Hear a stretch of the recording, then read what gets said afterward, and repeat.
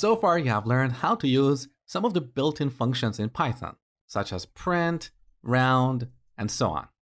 In this section, you're going to learn how to write your own functions. Now, you might ask, but why do we even need to write our own functions? Well, when you build a real program, that program is going to consist hundreds or thousands of lines of code.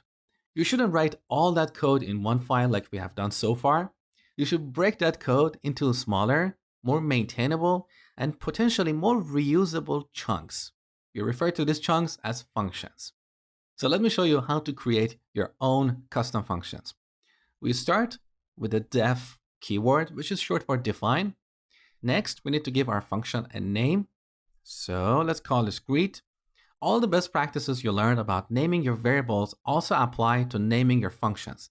So make sure your function names are meaningful, descriptive, use lowercase letters to name your functions, and an underscore to separate multiple words.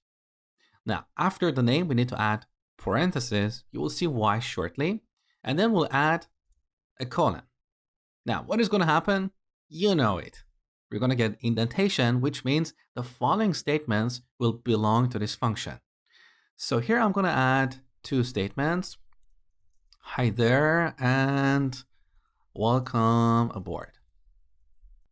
Both these lines belong to this function because they're indented.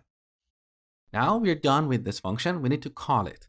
So we remove the indentation and we add two line breaks after this function. This is what PEP 8 recommends to keep our code clean and maintainable.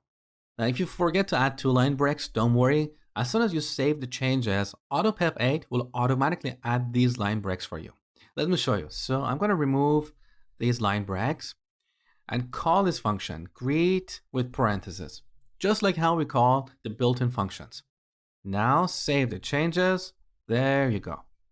So we get two line breaks after our function. Now let's run this program.